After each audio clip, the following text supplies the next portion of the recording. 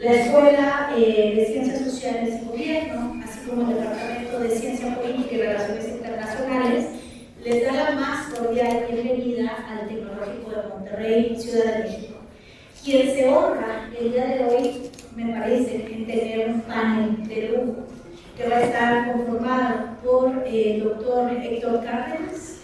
Si puede saludarnos, doctor Héctor Cárdenas, presidente de Comexi, muchas gracias. Por el doctor Jorge Castañeda, quien fue nuestro ex canciller y que además ha sido un gran colaborador del Tecnológico de Monterrey, y además fue mi profesor en el año 2001. El doctor Juan Manuel Riquelme, profesor investigador del Tecnológico de Monterrey, del campus Santa Fe. Bienvenido. El doctor René Orellana, quien es gerente regional de México y Centroamérica y representante de México del Banco de Desarrollo de América Latina. Bienvenido también. La doctora Roberta Lajos, quien es diplomática mexicana y que me parece muy importante porque quien quiera saber sobre política exterior de México, la embajadora Roberta Lajos es un referente en esta materia. Bienvenida, por favor. El doctor Andrés Rubeles, quien es vicepresidente del Consejo de Relaciones Internacionales de Colombia y quien fue la cabeza y el artífice también de esta organización, quien viajó desde Colombia, llegó el día de ayer y además ha estado con nosotros toda la jornada. Bienvenido, doctor, muchas gracias.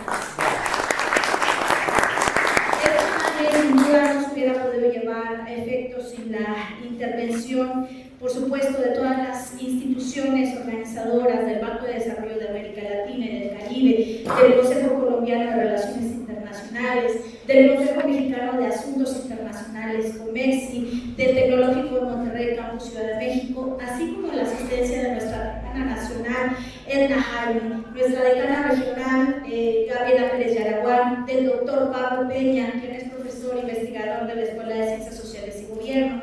También le damos la bienvenida al cuerpo diplomático presente, a los profesores y profesoras y por supuesto a los y las estudiantes del Tecnológico de Monterrey, que sin duda sin ellos este evento no sería lo mismo.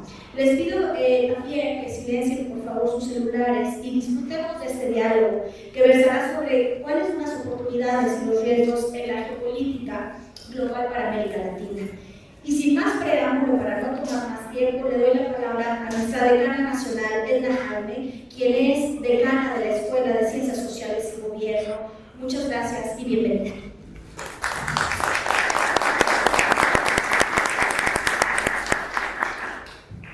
Muy buenos días a todas y todos. Quiero saludar con particular aprecio a los estudiantes de la escuela. Gracias, estudiantes de la Escuela de Ciencias Sociales y Gobierno. Este evento, la organización del evento participaron mucho, pero siempre pensando en ustedes. Entonces, bienvenidos. Pues permítanme agradecerles. Este encuentro es posible gracias a las instituciones organizadoras. Ya las mencionó Indira. Muy contenta de tener un panel con personas de muy alto perfil que tienen una trayectoria muy robusta en temas en pensar a México, en pensar al mundo y en pensar la interacción de América Latina con el mundo. Y de eso trata la reunión, la conferencia de hoy. Nos convoca un momento de reconfiguración acelerada del orden internacional, la competencia de Estados Unidos y China, la fragmentación del multilateralismo, la transición hacia un nuevo modelo económico y tecnológico, pues está redefiniendo incentivos, rutas de inversión y redes de juego. A ello se suman presiones migratorias, tensiones geopolíticas y la exigencia social legítima y urgente de crecimiento con inclusión, seguridad y Estado de Derecho. En este contexto, América Latina debe decidir si quiere ser protagonista de la nueva arquitectura global o espectador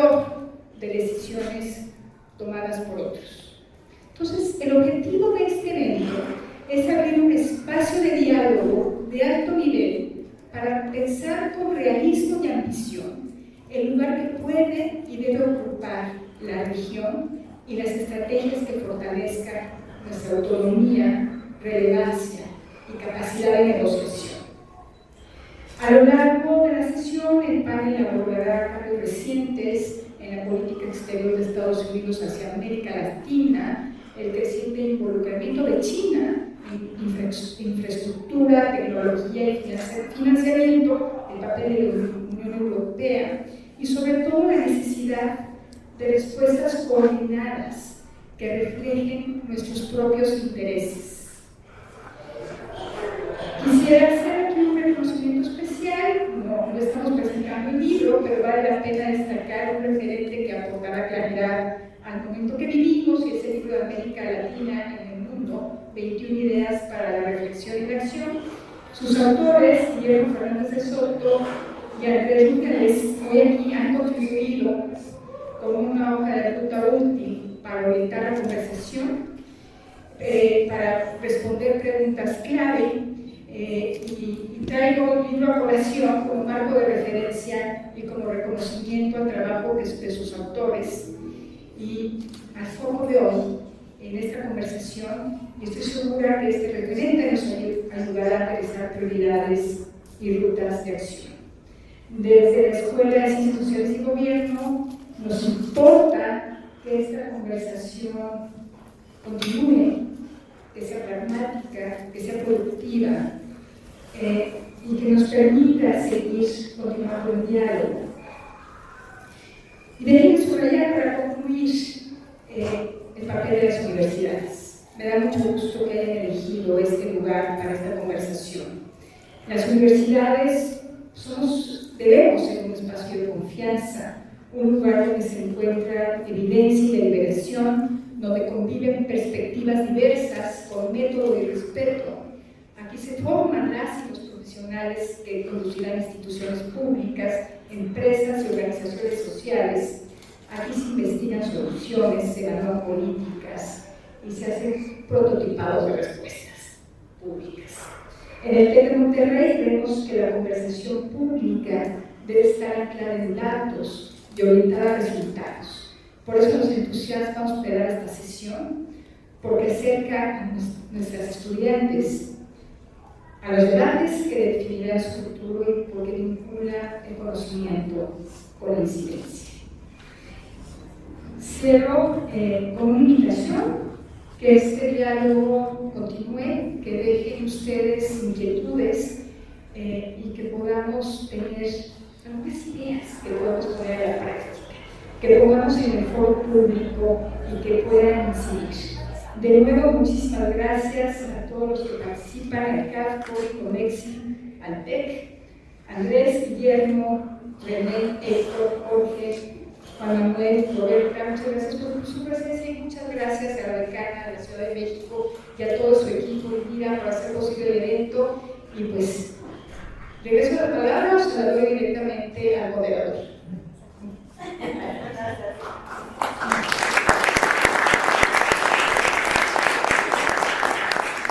Muchas gracias, decana. Bueno, y ahora solamente voy a dar la palabra a nuestro moderador y me voy a permitir presentarlo de manera un poco más extensa, ya que él es nuestro moderador y siempre el moderador nos da las semblanzas de los demás, pero es debido presentarlo. Entonces, tenemos como moderador al doctor René Arellana. Él tiene una especialidad en interlegalidad y campos jurídicos de la Universidad de Ámsterdam, en Países Bajos.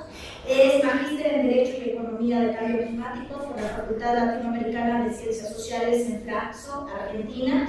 Es maestro en Políticas y Gestión Energética y Medioambiental también de Flaxo, México. Es licenciado en Sociología por la Universidad Mayor de San Simón, Bolivia, y es gerente regional para México y Centroamérica de CAF, Banco de Desarrollo de América Latina. Fue ministro de Planificación de Desarrollo de Bolivia, ministro de Medio Ambiente y Agua y viceministro de Servicios Básicos. Fue asesor de la Dirección Ejecutiva de Argentina, Bolivia, Chile, Paraguay, Perú y Uruguay en el Banco Mundial y fue embajador en asuntos para medio ambiente y desarrollo ante las Naciones Unidas, jefe de la delegación ante la UNFCCC, embajador de Bolivia también en Uruguay y representante en Mercosur y en ANALU. Es un honor tenerlo como moderador y le doy la palabra. Por favor, muchas gracias. Bienvenido, doctor.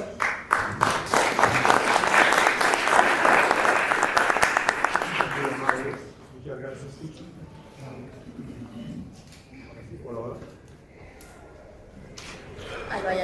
Hola.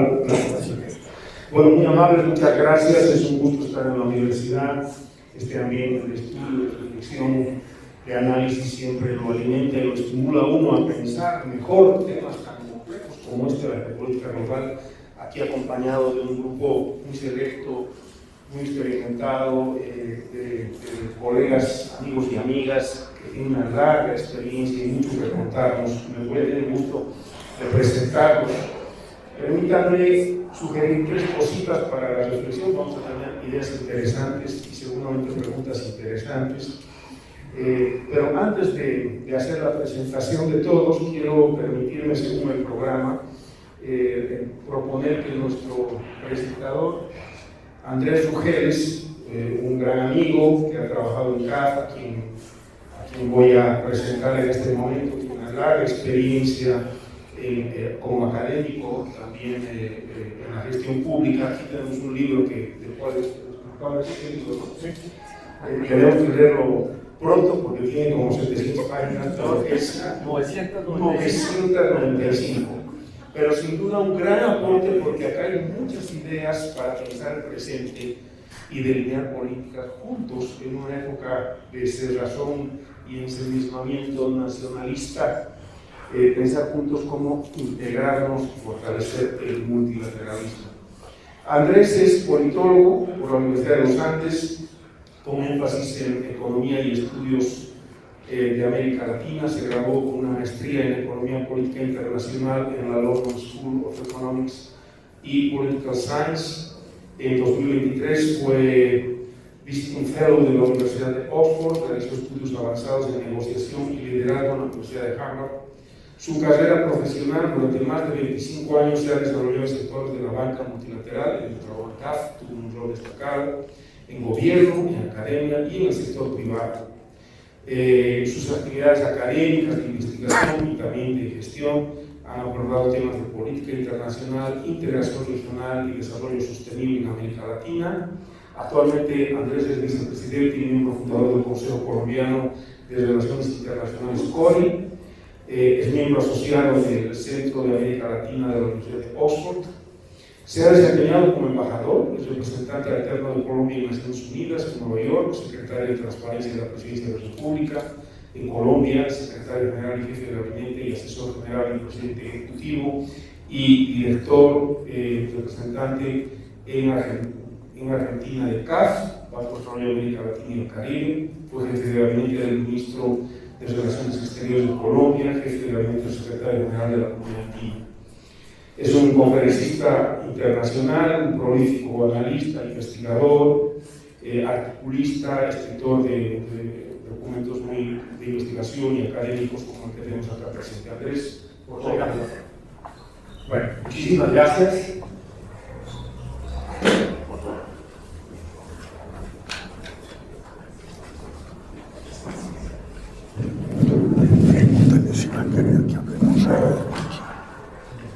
Bueno, muy buenos días a todos.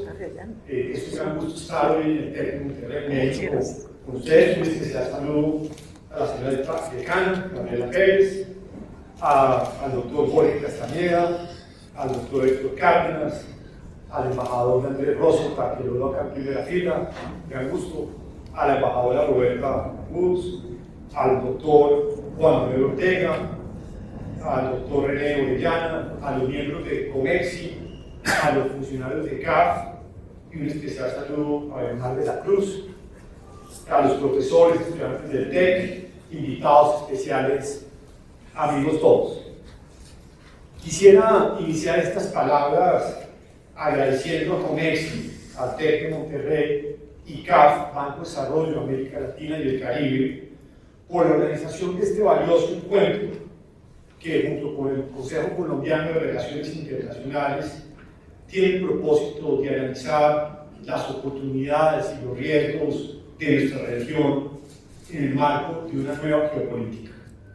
Asimismo, deseo agradecer la invitación y abrir este espacio para compartir algunas ideas de mi libro América Latina, la visión de sus líderes, que Editorial Planeta publicó. Los felicito por tomar esta iniciativa de generar este espacio de reflexión en un ámbito académico para dialogar sobre nuestros retos futuros, que al mismo tiempo se interconectan con los desafíos de México y con los desafíos de la región en un nuevo escenario global. Y tengo la convicción que necesitamos realizar estos ejercicios de una forma recurrente y con un espíritu plural, integral y balanceado. Eso se ha perdido en América Latina. Lo que viene en los próximos años y décadas no es poca cosa, y así lo indico con las megatendencias que están consignadas en el libro. Debemos estar preparados para enfrentar los desafíos y superarlos exitosamente. Y solo en la medida en que tengamos los diagnósticos, pero especialmente las respuestas ante un futuro cada vez más incierto, lograremos construir los caminos adecuados desde la política pública, así como construir sociedades cada vez más democráticas, prósperas e incluyentes. Se requieren ante todo instituciones sólidas que contribuyan al desarrollo económico y la prosperidad. Y considero que esta reflexión es muy pertinente en este momento.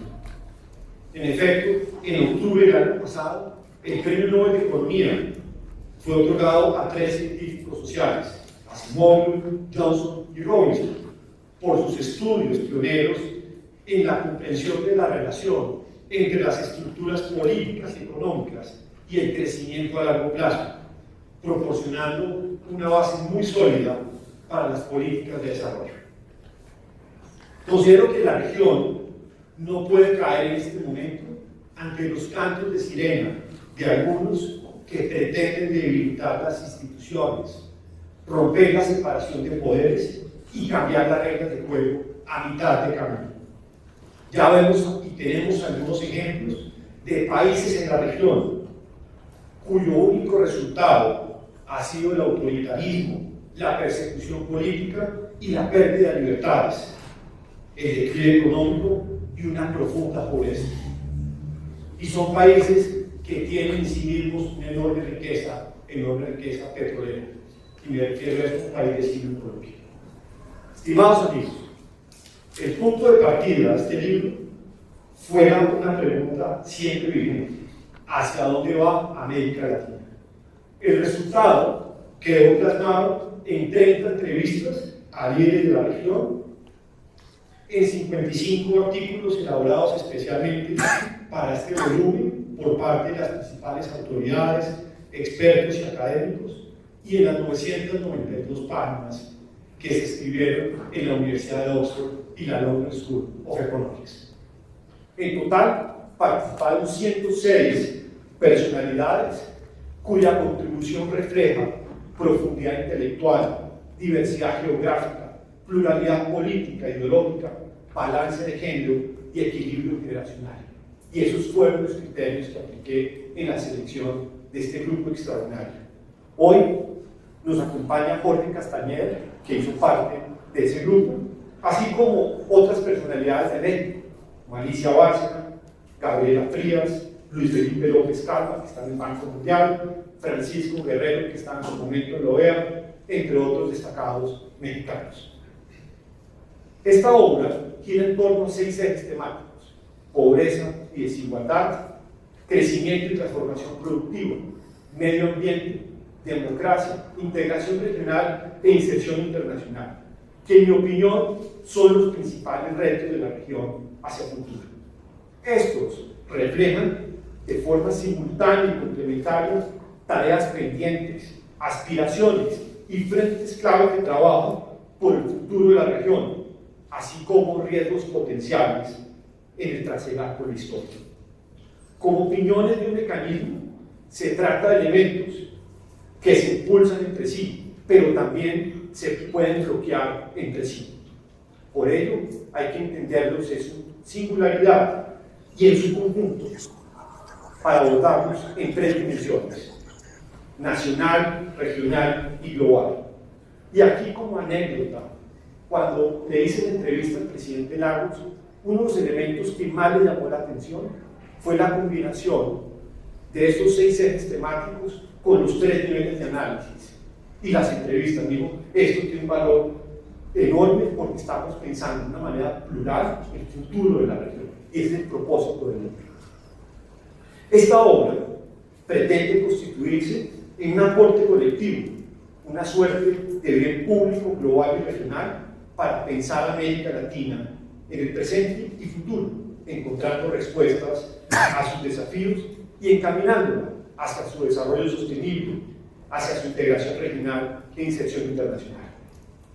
Bajo este espíritu, y una vez lanzado el libro, me di a la tarea no solo de presentarlo en Bogotá y en Colombia, sino presentarlo a lo largo de América Latina y en el mundo. Hemos visitado ciudades como Buenos Aires, Santiago de Chile, Río de Janeiro, Lima, Panamá, Montevideo, Quito, San José, Asunción, Washington, Madrid, Londres, Oxford, entre otros. En total, son más de 12 países en donde hemos divulgado esta voz de América Latina.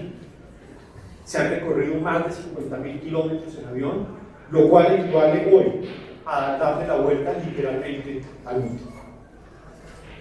Y debo subrayar que la pregunta sobre el futuro y la participación exitosa de países y regiones en la economía mundial se la están haciendo también en otras latitudes del mundo, especialmente en el sur global.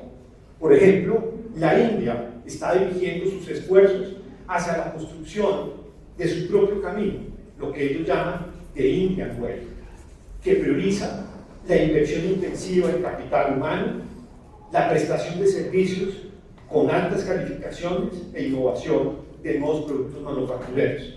Es decir, su futuro tiene 2 grandes pilares: conocimiento y creatividad.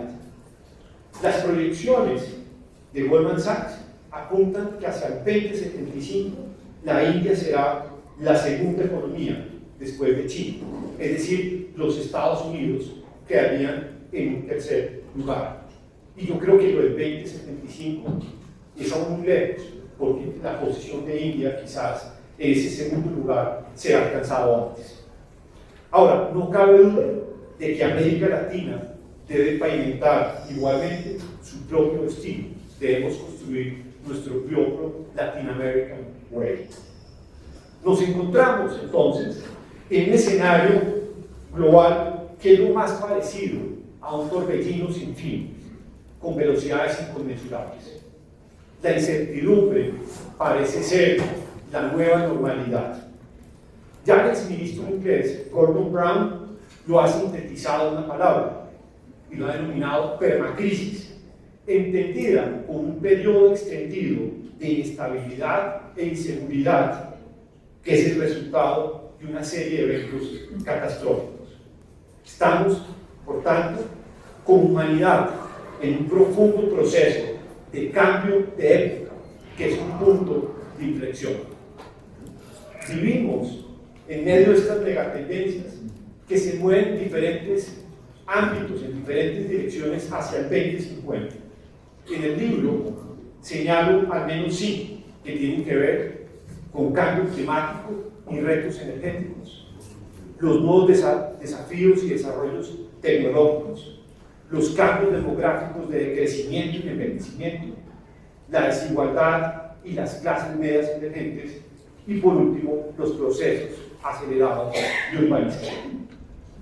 América Latina arriba este cambio de época en una posición frágil y dividida, en medio de diferentes trampas del desarrollo en materia social, de productividad económica, ambiental, institucional y gubernamental. Esto lo ha desarrollado, la verdad, muy bien la CEPAL en diferentes estudios, el tema de las trampas del desarrollo de la región. Hemos perdido importancia relativa en el mundo y la calidad de nuestra inserción externa se ha deteriorado. Ahora, no obstante todos estos retos, por abrumadores que parezcan, me mantengo en la orilla de los optimistas. Creo que este es un sentimiento que brinda energía, pujanza, creatividad e innovación, nos hace crecer. Y tengo esa convicción porque América Latina también alberga un gran potencial para ser una región solución, dadas sus enormes riquezas. Tenemos un rol que jugar y un capital que aportar en recursos humanos, en recursos naturales, en materias primas, en todo el tema ambiental, energías limpias, alimentos, entre otros. Y acá hay unas cifras que son importantes. La Amazonía, por ejemplo, absorbe 1/4 parte del CO2 del planeta. Tenemos el 60% de las reservas de litio del mundo, 50% del cobre, 39% de la plata, que son elementos críticos hoy en día para la transición energética. Podemos alimentar, tenemos el potencial de hacerlo hoy, a 1.300 millones de habitantes.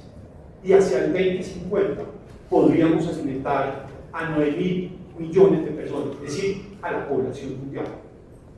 Somos también la región más dinámica después de la India en capital de riesgo y unicornios. En pocas palabras, poseemos lo que otros países y bloques necesitan y anhelan para competir efectivamente en una economía global, verde y digital. Es por ello que en el libro señala que la oportunidad que tiene América Latina no se puede desperdiciar, pero exige en este momento, en medio de un cambio de época, liderazgos renovados. Necesitamos líderes que estén a la altura de los desafíos y que aprovechen todas las oportunidades que tenemos. En ese marco, el libro señala, y lo hace a través de sus 6 capítulos, en las 6 notas conceptuales, 6 mensajes que son un punto y un norte común. Y los voy a decir a manera de Twitter. El primero, necesitamos un nuevo contrato social basado en pactos sectoriales y en irrestricto apego a la democracia. El segundo, debemos pasar de la ideología a la acción para la construcción de un modelo de desarrollo que priorice la transformación productiva bajo lo que yo denomino la fórmula PDI, verde, digital, incluyente. El tercero, se necesitan más acciones climáticas y dejar al lado la retórica de las conferencias de los estados partes. Hay demasiado discurso, poca acción. Cuarto, necesitamos enfrentar el desencanto democrático que coquetea con un peligroso what if, el cual abre las puertas a lo que se denomina en el libro los autócratas 2.0, que hay bastantes deambulando por el vecindario. Quinto, necesitamos profundizar el camino posible para la integración regional, pero con pragmatismo y sin ideologías.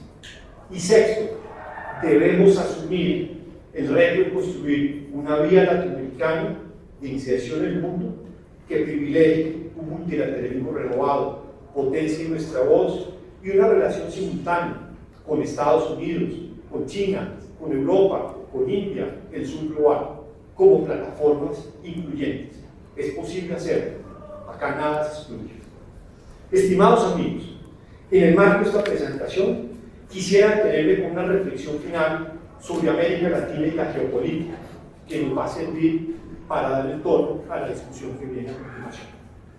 El actual escenario internacional se caracteriza por su fragilidad, polarización y fragmentación bajo una competencia estratégica entre Estados Unidos y China, la cual está seguida de países revisionistas como Irán y Rusia. Esta rivalidad podría conducir al mundo a un escenario de mayor confrontación y guerras comerciales y tecnológicas, con consecuencias aún por descifrar. La nueva competencia geopolítica nos puede llevar y nos está llevando a la defensa de los intereses nacionales sobre los globales en temas críticos como salud y medio ambiente. Para algunos expertos, el regreso de Donald Trump a la Casa Blanca ha generado una revolución en las relaciones internacionales y también cambios profundos. Pero es necesario y es fundamental saber leer y analizar el escenario y sus actores para actuar con enorme pragmatismo, prudencia, inteligencia y con una estrategia clara y definida. Y este es un llamado a muchos países de América Latina para que actúen con ese pragmatismo y prudencia que se requiere en este momento. Para International Crisis Group, el mundo parece abocado a un cambio de paradigma. La cuestión es si ocurrirá en las mesas de negociación o en los campos de batalla. Y acá está la gran pregunta: ¿en cuál de los dos escenarios nos vamos a mover? Ahora, es posible identificar al menos 8 tendencias que están caracterizando este año y van a caracterizar los años siguientes, las cuales están marcadas por el declive del orden liberal y el surgimiento de uno nuevo, aún en reconfiguración. La segunda es la primacía del unilateralismo frente al multilateralismo. La tercera es la consolidación de lo que se podría denominar la egopolítica y los tecnomagnates en detrimento de los valores democráticos. La cuarta es el incremento de los conflictos bélicos y la aceleración de la carrera armamentista nuclear. Acá hay estudios de la Universidad de Uppsala que nos indican que este es el momento de mayor conflictividad luego de la Segunda Guerra Mundial. Quinto, la catástrofe ambiental ante la inoperancia de los mecanismos internacionales. Sexto, el auge del proteccionismo y las guerras comerciales. Séptimo, las deportaciones y las tensiones entre política y Estado de Derecho en materia migratoria. Y octavo, la inteligencia artificial y la tecnología como un nuevo campo de batalla. Este último punto tiene una relevancia central. La competencia comercial y económica entre las grandes potencias se ha trasladado también al terreno de la tecnología y la inteligencia artificial. Se espera que esta rivalidad se incremente y agudice en el tiempo. El país o bloque que logre una ventaja significativa en esta esfera asumirá liderazgo en la nueva geopolítica mundial. Esta es la dimensión de este reto y lo que está en juego. Por esta razón, Estados Unidos y sus aliados han impuesto una serie de restricciones a las exportaciones de tecnología hacia China y de controles a las inversiones, con el fin de limitar del gigante asiático la posibilidad de adquirir diferentes equipos y software que son críticos para la fabricación de semiconductores. Por su parte, Pekín ha respondido con la imposición de restricciones a la exportación de minerales claves para la fabricación de semiconductores y baterías de litio.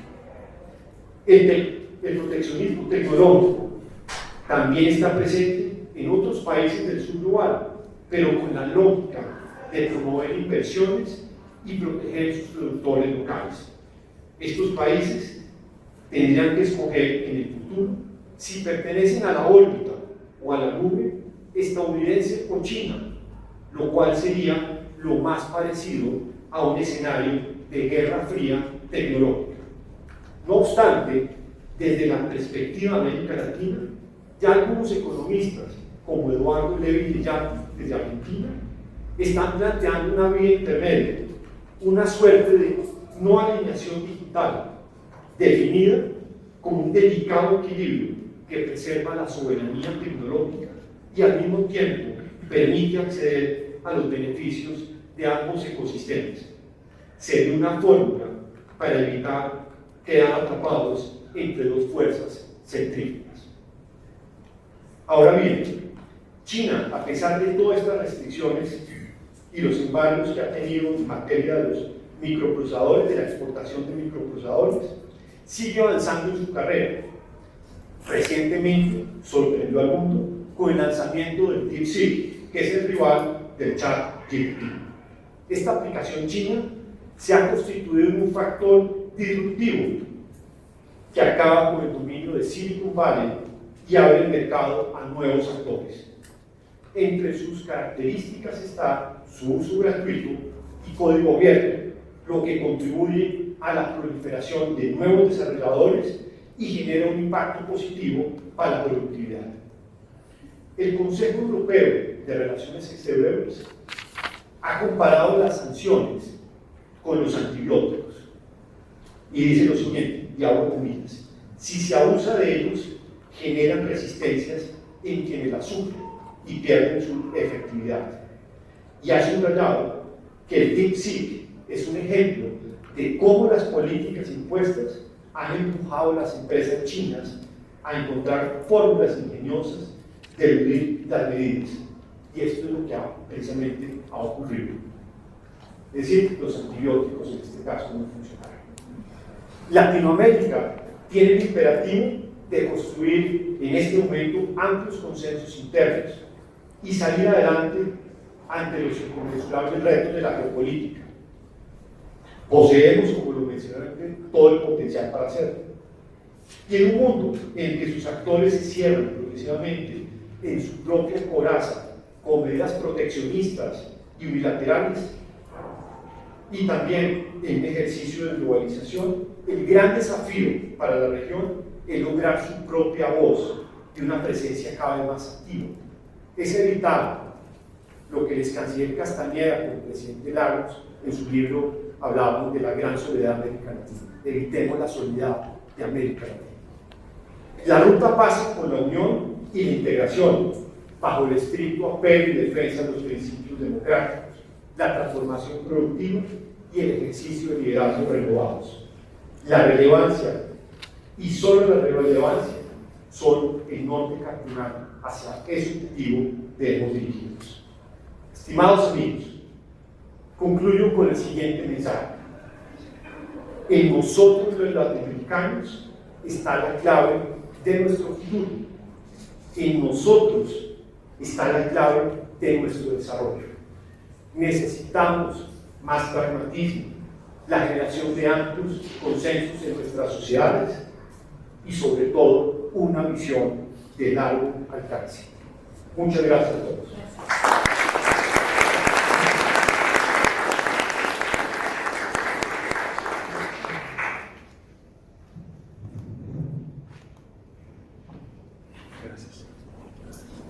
Muchas gracias. Si me permiten, voy a conversar con los panelistas, con ustedes desde acá. Ustedes, por supuesto, tienen la libertad de usar el atril, si les parece. Permítame, antes de presentar a esta distinguida representación en el panel, subrayar una idea central que creo que es importante tenerla presente, sobre todo en las preguntas que voy a sugerir para el debate en el panel. La idea que nos ha dado Andrés sobre la incertidumbre geopolítica se complementa con otro componente central en esta coyuntura, que es la certeza tecnológica. Es una época de incertidumbres geopolíticas, pero de certezas tecnológicas. Esa es la paradoja. Y el control y la hegemonía sobre esas certezas tecnológicas va a resolver la incertidumbre geopolítica. Citaba Andrés el tema de los microprocesadores, de la inteligencia artificial, pero un corazón central del desarrollo tecnológico es la energía, del crecimiento de la energía. Y pues el control de la innovación en energía y el control de la manufactura de partes, de componentes y de herramientas, artefactos que generan energía, va a definir en gran medida la incertidumbre geopolítica. Miren ustedes en qué extremos estamos. Estamos en el extremo de la energía fósil, donde se debate todavía el control de las fuentes energéticas fósiles y las redes de distribución, incluyendo gasoductos, oleoductos, de esas energías fósiles. Y del otro extremo, estamos en el control de la Luna, que posee un recurso fundamental para la energía del futuro, que es el helio 3. Un container de polvo lunar va a iluminar en el futuro un año del planeta Tierra. Y aquí tenemos la energía de fusión nuclear, no de fisión como uranio, la fusión nuclear. China hoy tiene una posición de vanguardia en el desarrollo de reactores de fusión nuclear. Y esto comporta una serie de componentes, redes de innovación, científicos trabajando, tecnólogos dialogando entre ellos, redes que se están fracturando, justamente como señalaba Andrés, por hegemonías tecnológicas. Por un lado Estados Unidos, por otro lado China. ¿Dónde está América Latina en ese contexto? Y hablando de tecnología, a mí me impresiona, yo soy boliviano, que México es un país que forma más ingenieros de sistemas e ingenieros industriales que Estados Unidos. Es decir, en México egresan, según los datos que tenemos, más ingenieros de sistemas industriales que en Estados Unidos. Este componente en el análisis de la ciencia y la tecnología ya nos está diciendo que América Latina nos está dando indicios de algunos liderazgos que se van a incorporar a las cadenas productivas y a las redes de innovación, porque las dos van unidas. ¿Cómo se interpreta esto en un contexto de análisis geopolítico en América Latina? Es un tema que creo que es importante reflexionar en este panel. Y ahora, permítanme presentarles a los panelistas. Vamos a tener, luego voy a explicar cómo nos ordenamos en las preguntas y el debate. Iniciaré con nuestro amigo Jorge Castañeda Woodman, está presente. Jorge es mexicano, tiene una licenciatura en Historia en Princeton University, un doctorado en Historia Económica por la Universidad de París. Jorge además ha sido profesor de instituciones como la Universidad Autónoma de México, el Centro de Investigación y Docencia Económica, ha sido profesor en Princeton University, en la Universidad de California, en Berkeley, en la Universidad de Nueva York. Fue secretario de Relaciones Exteriores de México entre diciembre de 2000 y enero de 2003, durante la presidencia de Vicente Fox.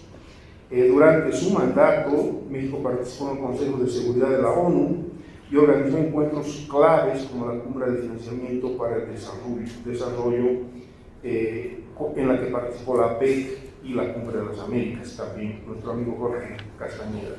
Es autor de varios libros, entre ellos La vida en rojo, La utopía desarmada, y otros más que son muy relevantes para el tema que estamos viendo ahora. Nos acompaña también Héctor Cárdenas Suárez, quien es presidente del Consejo Mexicano de Asuntos Internacionales, cofundador de Ergo Group, es presidente y CEO desde 2007. Se especializa en gestión pública con énfasis en la ingeniería de procesos empresariales y uso de tecnologías de información para la implementación de políticas públicas. Ha dirigido proyectos de consultoría tecnológica en Estados Unidos, Canadá y México. Héctor se graduó en la Escuela de Políticas Públicas Goldman de la Universidad de California, Berkeley, y de la Escuela Nacional de Administración de Francia. Tiene una maestría en Administración Pública y una en Políticas Públicas y un doctorado en Políticas Públicas. Tenemos también la presencia del profesor Juan Manuel Ortega Riquelme, quien es licenciado en Sociología por la Universidad Metropolitana de Azcapotzalco, máster en la Universidad Latin American Studies en Stanford University, es doctor en Ciencias Políticas por la Universidad de Boston, tiene líneas de investigación y especialización en áreas de política comparada e instituciones públicas, así como esferas públicas y medios digitales. Tiene varias publicaciones, ha sido parte del Instituto de Investigaciones Sociales de la UNAM y es un destacado profesor que también nos va a aportar varios insumos para este debate. Presente la embajadora Roberta Layuz Vargas, quien nos hará el honor de hacer una síntesis al final del debate.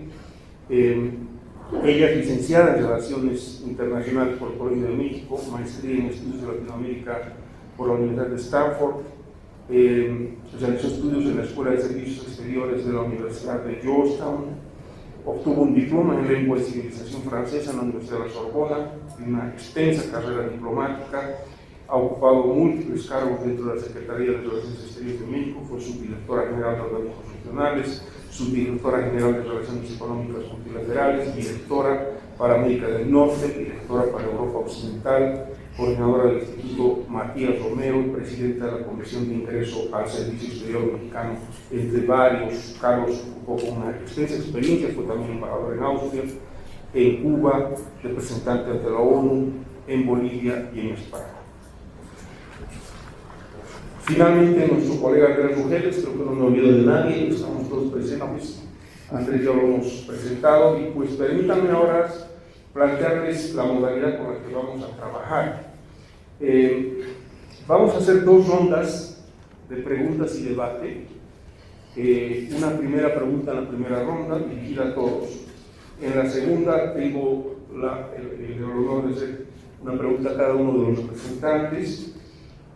Por supuesto daremos oportunidad al público, muy poco tiempo tenemos para eso lamentablemente, pero vamos a abrir tiempo de preguntas particularmente al final de las dos rondas.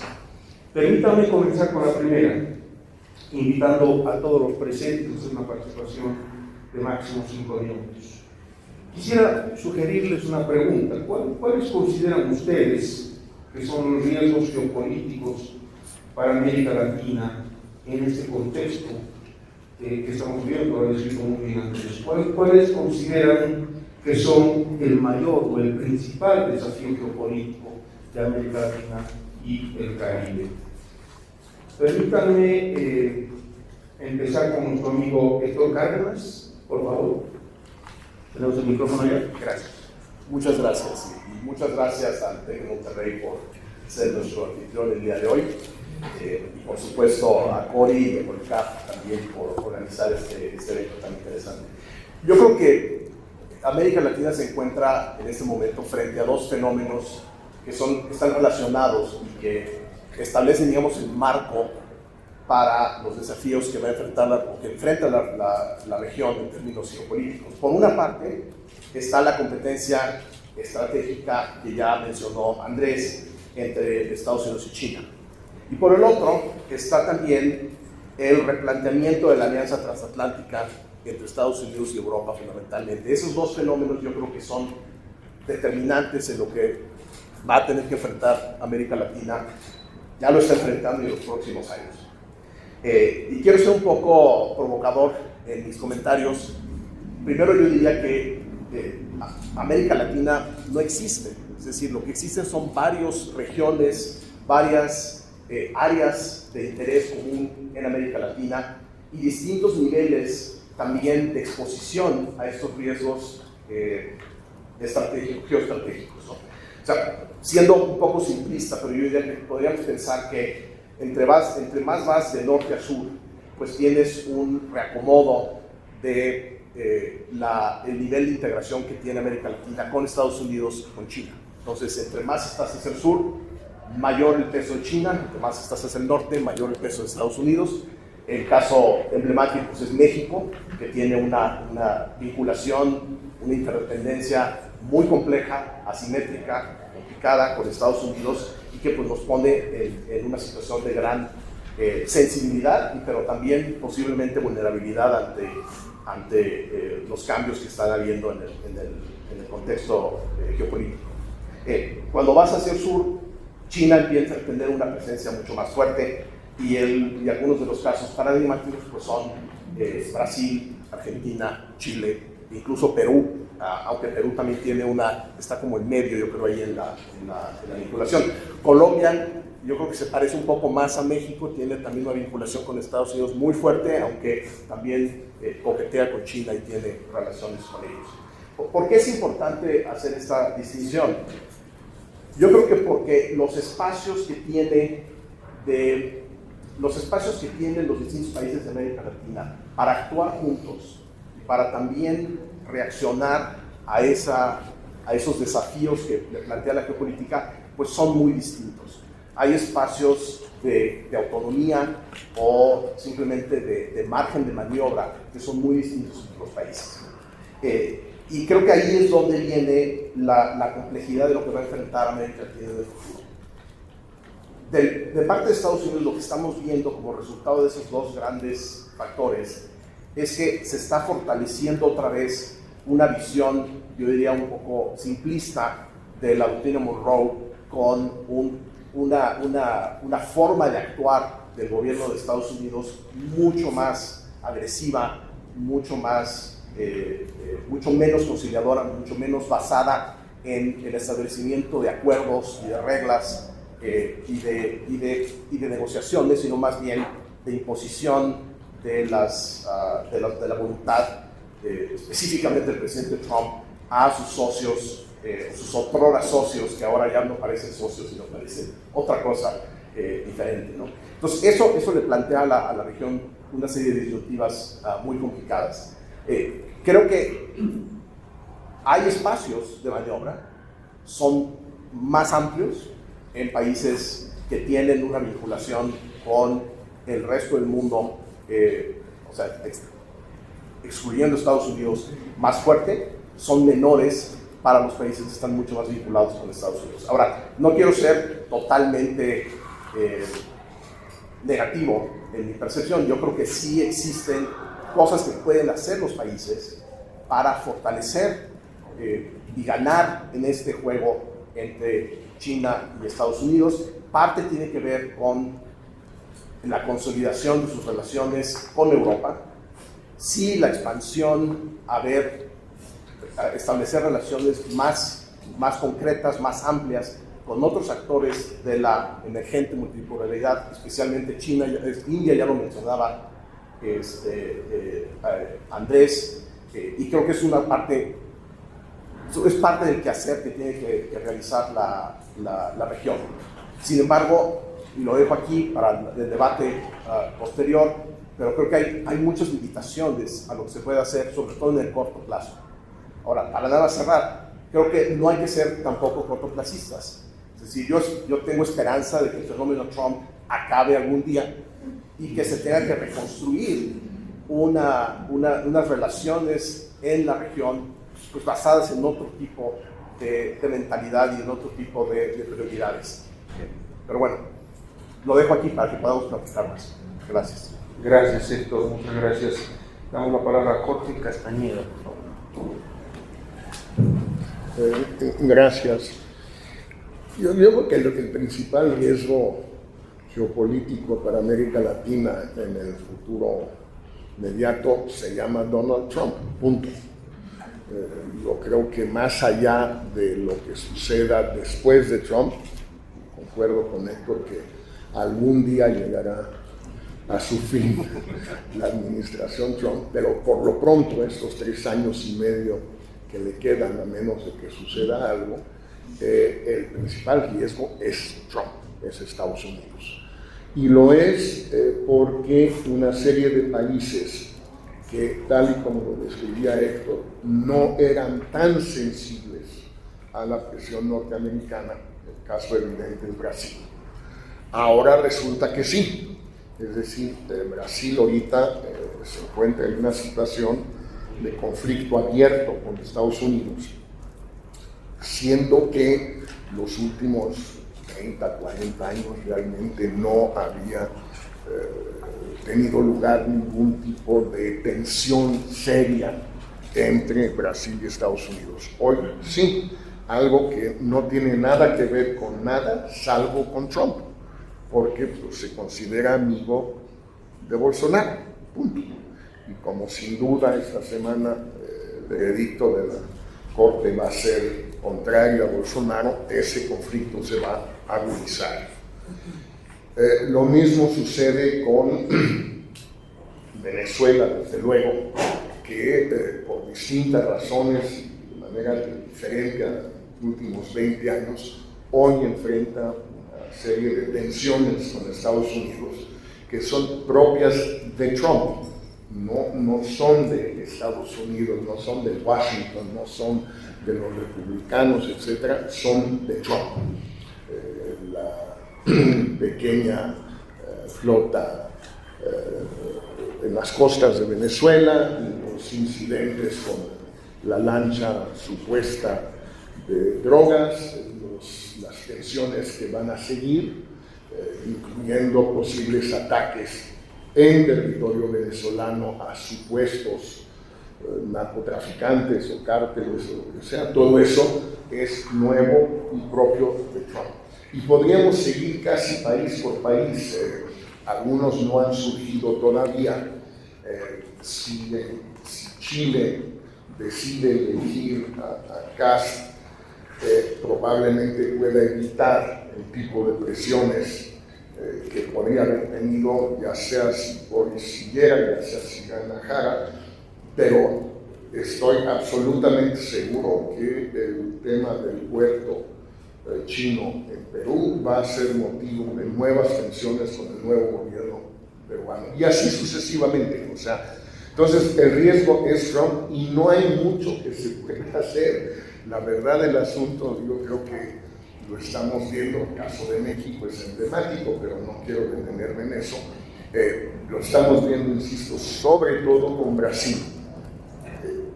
Han intentado todos los jóvenes brasileños, o sea, todo, ser rijosos, buscar platicar con Trump, mandar gente a Washington. No les cancelan la visita, al ministro de Hacienda le cancelaron la visita a Adán. Sí, no encuentran la manera de empezar a negociar, siquiera. No solo no encuentran la manera de llegar a un acuerdo, no encuentran la manera de tener contacto con Washington, con Trump. Y me parece que entonces sí, pues se puede concluir que ese es el principal riesgo geopolítico y de todo tipo, económico, comercial, financiero, de todo tipo, para América Latina, por lo menos en los próximos 3 años y medio. Muchas gracias, Jorge. Por favor, Juan Manuel.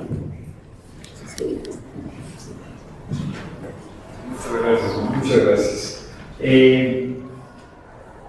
Bueno, yo veo con preocupación, quisiera distinguir claramente lo que son los retos del crecimiento económico y los retos de la democracia. A mí eso me preocupa. Yo en general veo con preocupación lo que está ocurriendo en varios países de América Latina y de América en general, del continente. En particular lo que está ocurriendo en México, en El Salvador, en nuestro vecino del norte, en Brasil. Y ya les cuento lo que está sucediendo en Nicaragua, en Venezuela, ya para qué hablar de Cuba, ¿no? En términos de la amenaza que significan los gobiernos populistas de derecha y de izquierda a las de por sí débiles instituciones democráticas de nuestro continente. Un problema que encuentro problemático es que a través del discurso se nos hizo creer que con el libre mercado y la democracia todas las cosas buenas llegarían al mismo tiempo. Pero evidentemente esto no fue así. Y la razón es que nunca iba a ser así. Es que la democracia no resuelve muchos de los problemas de nuestras naciones o que queremos son importantes. Es decir, la democracia no resuelve necesariamente el problema de la pobreza o la distribución del ingreso, como tampoco el problema de la calidad de la educación o la protección del medio ambiente. No, yo sí creo que a la Jaworski, la democracia, que por cierto Jaworski es compañero de Jorge Castañeda en New York University, la democracia resuelve un problema muy importante, y ese problema es la transferencia pacífica del poder político. Parte de este problema, que no podemos detectar, tiene que ver con nuestras consideraciones hacia las instituciones democráticas, lo cual es considero esencial. Es decir, las instituciones son importantes ya que reducen la incertidumbre. Las reglas, los acuerdos, los procedimientos nos dicen lo que podemos y no podemos hacer, y es por eso que la estabilidad genera confianza. Es decir, la democracia es sin duda alguna incertidumbre, pero es una incertidumbre controlada. Las instituciones reducen la concentración del poder. Al reducir la concentración del poder en unas manos, no evitamos los errores, evidentemente, pero reducimos la posibilidad de su existencia. Tal vez un dictador no es del todo malo, siempre y cuando ese dictador sepa más y mejor que el resto de los ciudadanos, lo cual dudo, y hacerte una voz disonante en la sociedad, lo cual también dudo bastante. Yo prefiero la existencia de instituciones democráticas, pues sin duda hacen que nuestra toma de decisiones sea tal vez más costosa y más lenta, pero existe la libertad de discutir, de enfrentar y de saber que las tonterías tendrán límites, pues los pesos y los contrapesos así lo hacen. Sin embargo, destruir a las instituciones democráticas reduce la concentración del poder en las manos, que exige la rendición de cuentas. Es que la posibilidad de que ellas vuelvan a construirse, la posibilidad de que las instituciones democráticas se vuelvan a construir remota, pues no creo que en el interés de cualquier partido, no necesariamente Morena. Reconstruir las instituciones significa limitar el poder. El problema o no es que una vez destruidas las instituciones, que tanto trabajo costaron hacerlas, la posibilidad de que ellas vuelvan a construirse es remota. En lo personal no creo en el interés de los partidos políticos de construir instituciones que los autorregulen, que los limiten. Puede ser que estoy equivocado, pero lo dudo mucho. Tendrán que ser los políticos, tendrán que ser políticos con una gran conciencia de su papel en la historia, muy bien establecido, lo cual, la verdad, puede pasar, pero lo dudo bastante. Entonces, si no son los políticos, ¿quién construirá las instituciones que autorregularán el poder? Pues nada, creo que esto está en nuestras manos, en los ciudadanos. Está en los ciudadanos exigir la construcción de instituciones que regulen a los agentes políticos. Necesitamos reducir la posibilidad del error. Este proceso en México tomó muchos muertos y mucho tiempo, ¿no? Del 68 a la fecha, o del 71 a la fecha, creo que son como 34 años. Veo con tristeza que el proceso será largo, ojalá me equivoque. Pero lo que sí estoy seguro, es de que sembrar entre mis estudiantes la idea de la importancia de la democracia y de sus instituciones. Mi tarea es poder transmitir a mis estudiantes por qué las instituciones democráticas son importantes. Luchar contra ese discurso mentiroso que nos dice que las instituciones democráticas son una quimera y saber que son elementos esenciales en la construcción de las sociedades. Lo que sucede es que estas instituciones limitan el poder político, hacen más compleja y más costosa la toma de decisiones. Y nadie quiere eso cuando gobierna. Lo veo poco probable. Me parece que hoy más que nunca es esencial construir una sociedad que comprenda el valor de la democracia. El reto está en cómo poder transmitir a mis estudiantes la importancia de las instituciones democráticas. Gracias. Muchas gracias, Juan Manuel. Vamos a pasar ahora a Andrés Uriel. Bueno, muchas gracias. La respuesta corta es la siguiente. Y esa es una visión que hemos venido construyendo desde el Consejo Colombiano de Relaciones Internacionales. Y es que en este marco de desafíos geopolíticos, quizás para la región, el principal reto es la defensa de la democracia y la recuperación de la seguridad de América Latina. Déjenme que elaboro acá algunas ideas brevemente. Finalmente, nos preocupa hoy en día la creciente tolerancia y participación de militares en la vida civil de algunos países y su utilización para reprimir y alterar el orden constitucional. Igualmente nos preocupa las reformas a la justicia y el uso político de la justicia. El lawfare en Colombia lo hemos visto en diferentes casos, los casos de lawfare. También el incremento de estos regímenes autoritarios, y como lo mencioné durante la presentación, cuyo número tiende a crecer, y la tendencia que estamos viendo en la región de algunos gobernantes populistas que llegan al poder por la vía democrática, pero una vez están en el poder se encargan de romper los equilibrios y romper la institucionalidad. Luego lo que estamos viendo es el fortalecimiento de nuevos actores antidemocráticos, o lo que se puede llamar, algunos académicos, politólogos llaman, los actores adversos a la democratización. En este marco debo señalar y debo llamar la atención que la OEA en este momento se mantiene muda e inoperante. Y llegó el momento de repensar colectivamente su misión, su estructura, su liderazgo para fortalecerla. De lo contrario, la OEA corre el riesgo de desaparecer. En el tema de crimen organizado, quiero partir de una cifra que lo dice todo, es que América Latina hoy es la región más violenta del mundo.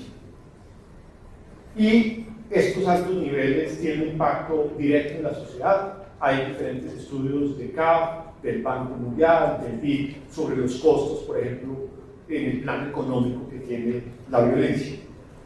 Lo cual exige una aproximación al crimen, una aproximación que sea multisectorial, multidisciplinaria, holística, sobre todo para su comprensión, su atención y su solución. Y el foco debe estar puesto en este momento en los mercados criminales y en los actores criminales. Ahí es donde debemos mirar el problema hoy en América Latina y entender que el problema del crimen, de la seguridad, va más allá del tráfico de drogas. Y hay nuevas aristas en las economías ilícitas que lo estamos viendo como el tráfico de migrantes, la trata de personas, armas, minería, explotación ilegal de recursos naturales, delitos financieros y cibernéticos. Luego es de una enorme complejidad y de alguna manera la propuesta que hemos venido haciendo es que debemos abordar este problema en tres grandes líneas. Uno, tiene que ver con el fortalecimiento de las instituciones, especialmente el aparato policial, las fuerzas de seguridad e inteligencia, recuperar el control territorial. Es por ello que recientemente con el canciller Pedro Soto lanzamos la propuesta de un nuevo Plan Colombia 2.0 que va en esa dirección. El segundo ámbito en el que se tiene que trabajar doblemente es el de la prevención a través de la inversión social, de desarrollo, temas de salud, de educación, vivienda, empleo. Y un tercer ámbito, unos mayores despliegues y esfuerzos en materia de cooperación internacional. Luego, al final, lo que se requiere es un trabajo conjunto entre gobiernos, academia, sector privado, sociedad civil y comunidad internacional. Y ante todo, repensar y actualizar los mecanismos regionales de seguridad y cooperación judicial que se han creado en el pasado. Muchas gracias, Andrés. Vamos a pasar ahora a la segunda ronda y voy a hacer una pregunta a cada uno de los panelistas. Permítanme comenzar con Jorge Castañeda. La pregunta es: ¿cómo puede América Latina y el Caribe hacer frente a la creciente competencia estratégica entre Estados Unidos y China y el nuevo reordenamiento global? Creo que ya hemos tocado este tema, sobre todo Héctor, entiendo estar bastante de acuerdo con todo lo que comentó, sobre todo la diferencia entre hace muchos años se llamaba la Cuenca del Caribe, México, Centroamérica y el Caribe por un lado y América del Sur por el otro. Son dos regiones muy distintas con vinculaciones, con una inserción en la economía mundial muy diferente, sobre todo en cuanto a su relación con China y con Estados Unidos. Yo siento que en el caso de México, Centroamérica y el Caribe, prácticamente no hay alternativas. Es tomar el partido mayor o menor, más explícito, más tácito, etcétera, más estridente o más discreto por Estados Unidos. No hay de otra.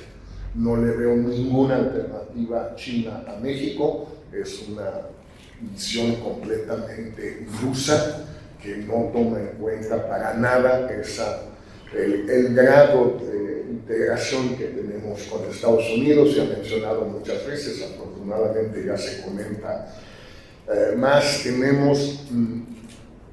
Tenemos 2 días de almacenamiento de gas natural en México.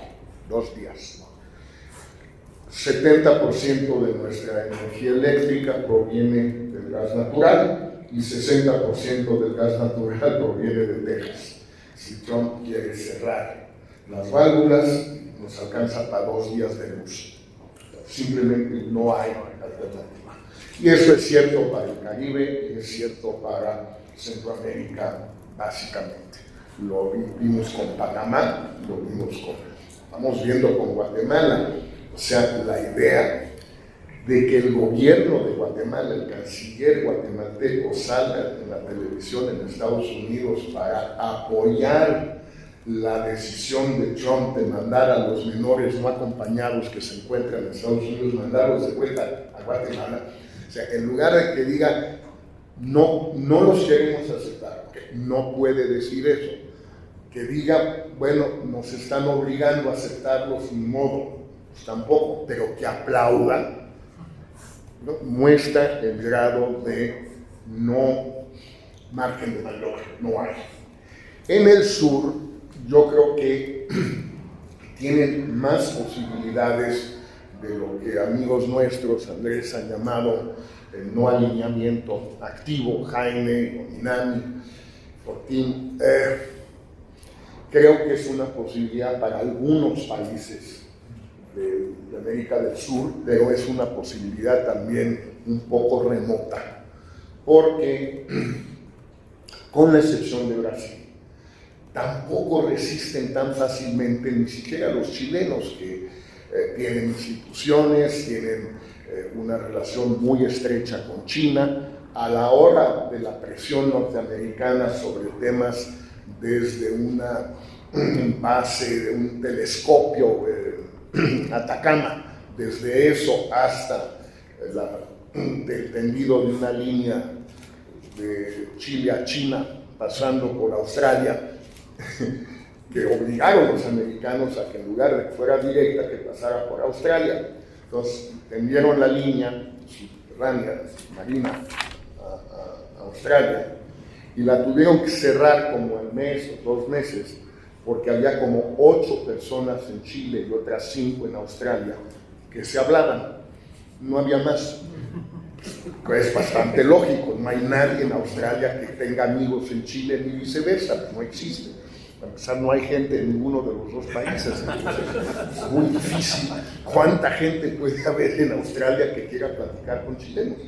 No, entonces la cerraron.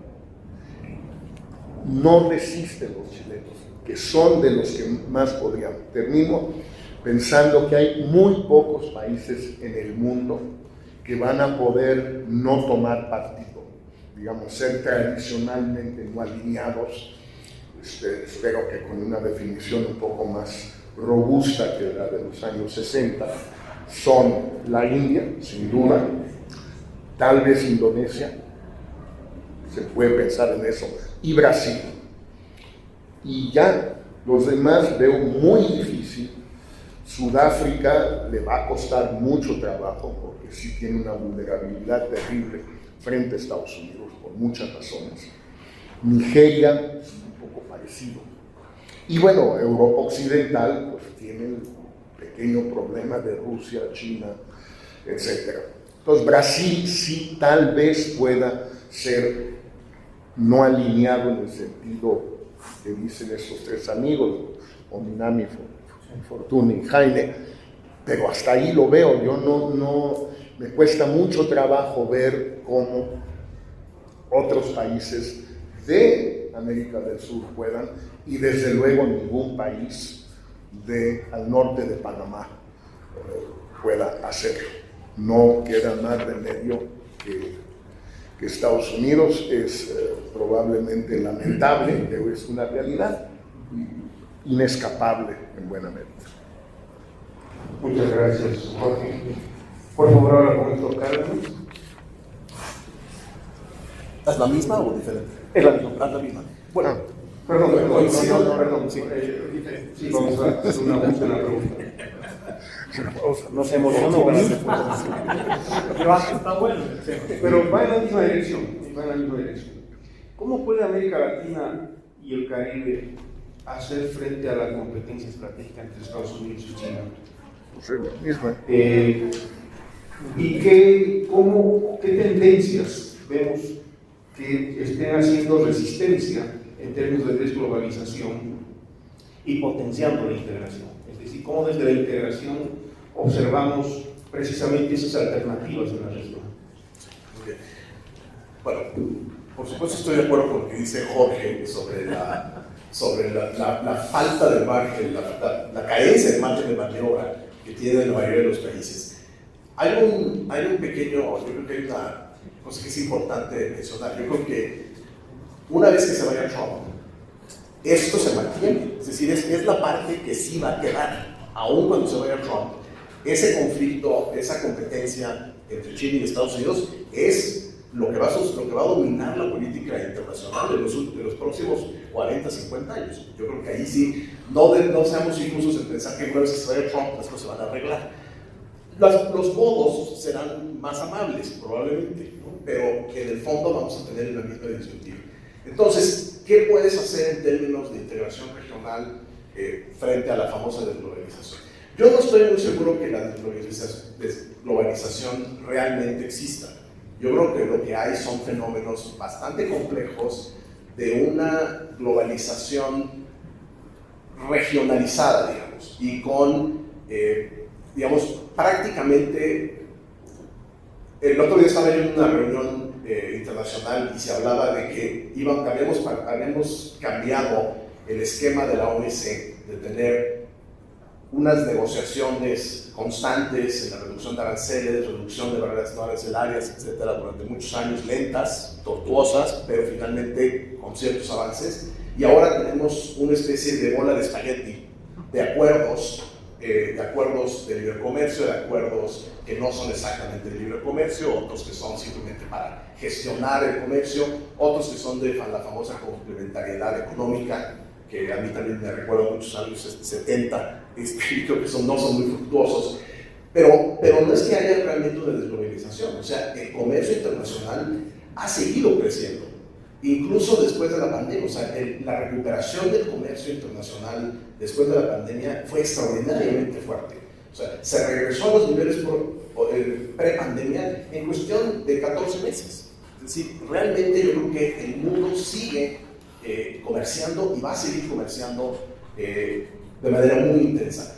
La diferencia es que ahora va a haber ciertas reglas no escritas, reglas dictadas, por lo menos mientras que esté Trump en el poder, sobre qué no puedes comerciar con quién, ¿no?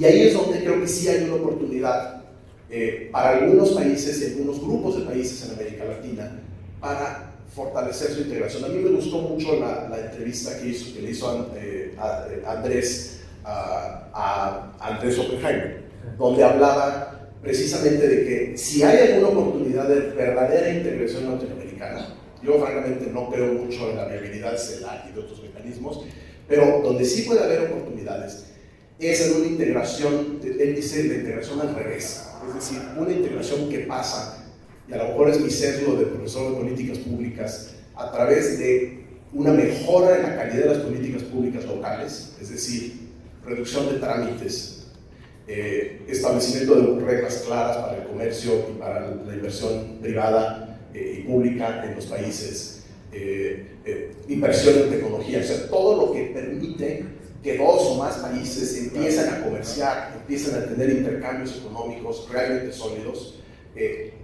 Ese tipo de integración desde abajo, más que los grandes acuerdos entre varios países y las reuniones gubernamentales, yo creo que ahí es donde puede haber ciertas oportunidades, pero igual, como decía Jorge en su momento, eso va a depender de qué países se pueden integrar con qué países. Yo creo que México y Colombia tienen muchas cosas que hacer juntos, como ya se vio durante la Alianza del Pacífico, que fue uno de los esfuerzos más exitosos mientras duró. Hay cosas que puede hacer México en Centroamérica, quizás con el Caribe, también Colombia con el Caribe. Hay cooperación fuerte que se puede hacer incluso entre Brasil y el Cono Sur, posiblemente entre Brasil y México, aunque lo veo un poco difícil. Hace poco estuvo aquí el vicepresidente de Brasil y creo que no llegaron a gran cosa en términos de acuerdo económico entre los dos países. Pero si hay una esperanza de cierta integración económica en América Latina, yo creo que ese es el mecanismo que puede ofrecer algo, pero pues requiere también que tengamos en orden nuestra política interna, nuestras políticas internas en el sentido de policy, no de politics, ¿no? Y eso es lo que creo que en muchos países pues no está sucediendo. O sea, estamos teniendo un gran problema en la calidad de las políticas públicas en muchos países de América Latina, y sin eso pues es muy difícil que haya una mayor integración. Muchas gracias, Héctor. Nos vamos con Juan Manuel, casi en la misma dirección. ¿Cómo fortalecer las instituciones y el aparato democrático en la región para hacer frente a los retos geopolíticos? Bueno, es una pregunta complicadísima. Yo lo que, para mí lo importante es transmitirle a mis estudiantes la importancia de las instituciones democráticas. Y yo les pregunto a ustedes, son o no importantes las instituciones democráticas y por qué son importantes las instituciones democráticas. Yo creo que sí son importantes porque reducen, no evitan, pero reducen los errores. Se reducen los pesos y los contrapesos reducen la posibilidad del error. Es decir, reducen la posibilidad de la tontería, por decirlo de alguna forma, una forma un poco burda. Entonces, me parece que en los partidos políticos veo muy difícil la construcción de la autorregulación. ¿Por qué habrían de autorregularse? Es decir, ¿por qué una vez destruidas las instituciones democráticas, por qué habrías de volver a ser instituciones democráticas? ¿Por qué habrías de autorregularte cuando la posibilidad está en la no autorregulación? Es decir, el trabajo duro ya lo hicieron, el engaño ya lo hicieron. ¿Por qué habría yo de cambiar ese engaño? No hay mejor político que el que no quiere ser regulado, me parece. Entonces, la importancia yo creo que está en la ciudadanía, en la construcción de una ciudadanía responsable y en la construcción de una ciudadanía que sepa la importancia de las instituciones democráticas. De ahí entonces mi rol como profesor es tratar de que los estudiantes comprendan la importancia de las instituciones democráticas. Entonces creo que está en la ciudadanía. Pero ¿cómo vamos a construir ciudadanía? Es un problema muy complejo, por lo menos a mí me toca una partecita muy pequeña, que es lidiar todos los días con mis estudiantes y tratarles de hacer ver que las instituciones democráticas son importantes. No sé cuál sea el rol de ustedes. Gracias. Bien. Gracias, Juan Manuel. Vamos a terminar esta segunda ronda con Andrés Rugeles. La pregunta es: ante la crisis del multilateralismo, ¿qué alternativas tienen los países latinoamericanos? Bien. Bueno, eso nos daría para una charla de 1 hora, ¿no? Pero voy a ser muy sintético, voy a hacerlo en 1 minuto para dar espacio luego a algunas preguntas de los estudiantes, que creo que es muy valioso. La respuesta es: si América Latina no tiene otro camino que buscar un multilateralismo renovado, es decir, fortalecer y hacer esfuerzos de un multilateralismo renovado frente a las pretensiones unilaterales. No hay otro camino. Y eso va a exigir un esfuerzo enorme de reforma en Naciones Unidas, de reforma en la arquitectura de seguridad, de paz internacionales. Y quizás acá hay unas primeras luces que lo da el Pacto del Futuro, que fue aprobado en la Asamblea General el año pasado. Ese Pacto del Futuro, con sus prioridades en desarrollo, en paz, en ciencia, en juventud y transformación de gobernanza global, nos da algunas líneas que permitan que América Latina recupere esa voz y presencia internacional. Y quiero hacer acá un paréntesis porque es un debate muy interesante lo que planteaba Jorge Castañeda en cuanto al nuevo alineamiento en este momento y cómo hay que repensar desde la región un nuevo paradigma más teórico sobre cómo nos vamos a insertar. Y es algo en lo que hemos venido pensando, y acá tenemos sobre la mesa 2 conceptos: el nuevo alineamiento estratégico, que lo han ido promoviendo desde Chile. También viene el concepto de autonomía estratégica, que incluso hoy los europeos se lo están replanteando, el concepto de autonomía estratégica. Y quiero dejar sobre la mesa un nuevo término que es también, que vale la pena examinarlo, y es: quizás el camino puede ser el concepto de la interdependencia estratégica. Aceptar que somos interdependientes, pero esa interdependencia hay que manejarla con un sentido estratégico, dadas nuestras vulnerabilidades.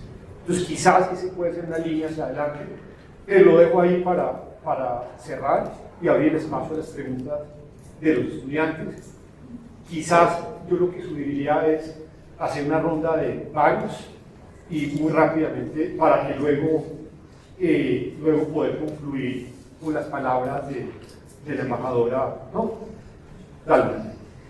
Gracias a todos, gracias Andrés. Tenemos muy buen tiempo, eso favorece la participación del auditorio, estudiantes, diplomados, profesores, todos los presentes. Y permítame, no sé si tenemos un micrófono por ahí, sí. Permítame darles la palabra ahora si podemos hacer preguntas puntuales, si quieren dirigirla a alguien en particular, fantástico. Hacemos una primera ronda de unas 5 preguntas, ¿estamos en buen tiempo? Sí, estamos más o menos, sí. Unas 5 preguntas, ¿les parece? Comenzamos por acá. Por favor, ¿por dónde están? Ahí está el micrófono ya. Permítame muy bien. Le ganaron. Muy brevemente, entiendo y felicidades por las exposiciones. Sin embargo, ponemos a Estados Unidos y a China, pareciera como si fueran unos monolitos. ¿Cuáles son los problemas al interior de la administración Trump, si los hay? ¿Cuáles son los problemas al interior de China, si los hay, que pudieran matizar esta tendencia tan grave que están ustedes estudiando? Gracias. Gracias. Si les parece, agotamos esta zona y pasamos allá. ¿Hay algo ahí, por favor? Gracias. Son dos muy puntuales. La primera, más hacia el doctor Juan Manuel Ortega. Y referente a la importancia de las instituciones democráticas, ¿qué pasa cuando en México y Centroamérica la democracia precisamente es uno de los factores que por casualidad o por causalidad incide en el aumento de los niveles de violencia y gobernanza criminal en la región? Y la segunda, quiero más hacia el doctor Jorge Castañeda, me pregunto si no estaremos cayendo en una glorificación hacia Estados Unidos, como si asumiéramos que es una potencia hegemónica que siempre está destinada a hacerlo porque les dan de comer una cuestión diferente de los gringos, o si hay otra posibilidad diferente de ser dependientes a esta potencia. Gracias. Muchas gracias. Por acá, por favor. Sí, a ver, Vamos, 3 preguntas, haremos 5. Sí. Ya, una más. Y luego. Bueno, mi pregunta, soy Claudia, y yo no creo que China no tenga remedio aquí en América Latina. Más bien yo quisiera preguntarles, ¿es un hecho que China está hasta en la cocina? Son 21 países que han firmado adhesión a la ruta de la seda. Más del 50% de las importaciones de origen chino en México son de insumos intermedios, dependemos también de China, hay una interdependencia. Entonces me gustaría que ahondaran un poco más, que no es que ya no nos quede de otra con Estados Unidos. Yo creo que China ha hecho la tarea desde el plan Made in China 2025, entonces me gustaría que ahondaran un poquito más. No lo veo así como, pues ya no nos queda de otra más que con Estados Unidos. Yo creo que México ha sido neutral, como que no le cierra la puerta a China, pero sigue con Estados Unidos. Hay mucha migración. El origen de migración que más hay en México hoy en día es de chinos, entonces sí me preocupa eso. ¿Qué opinan? Muchas gracias. La señora Decano. Muchas gracias.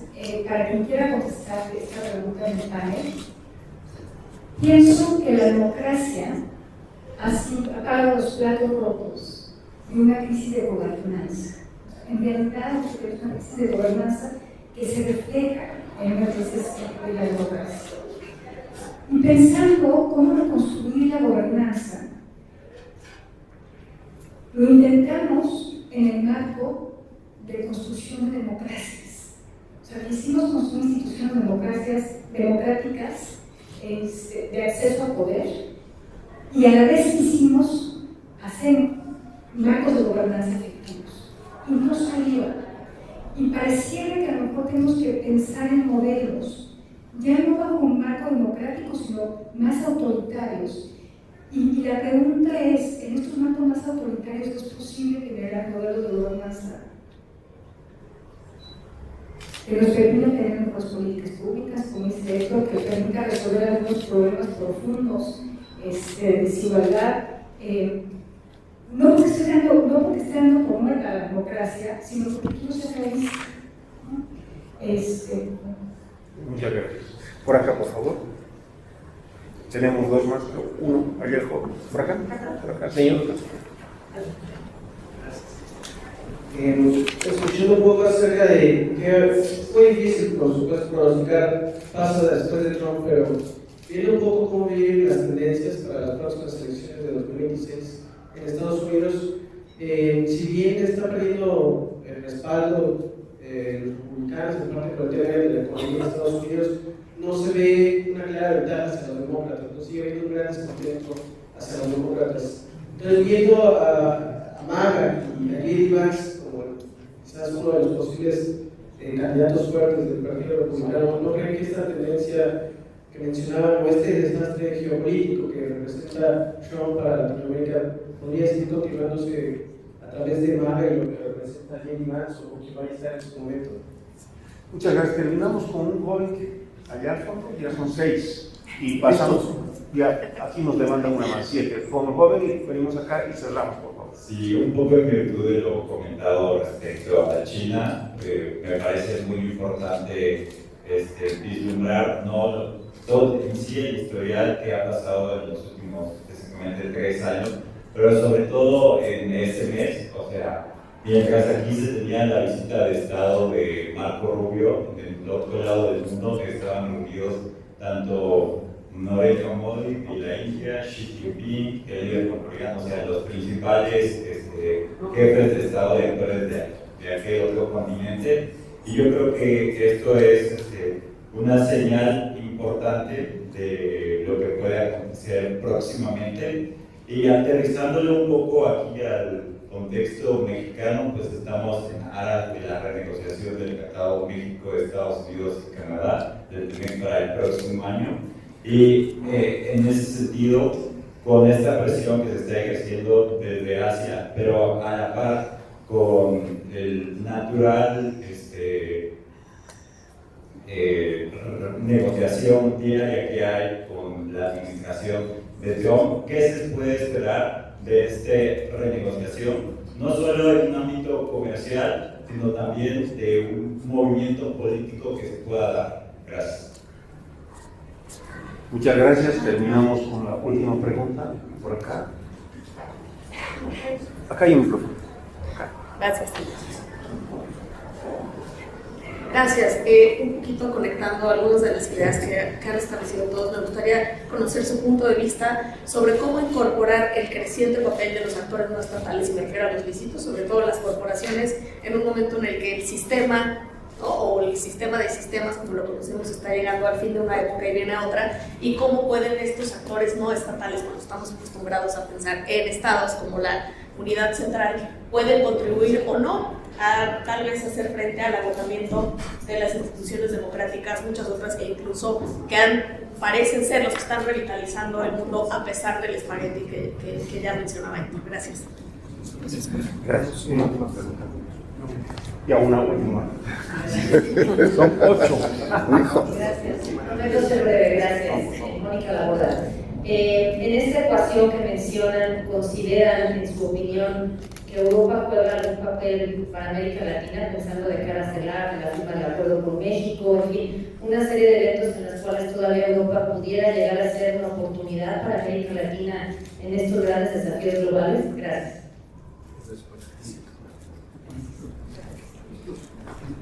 Muy amable. Tenemos 8 preguntas. Voy a pedirles que seamos lo más sintéticos posibles. Comenzamos con Héctor Cárdenas. Bueno, gracias.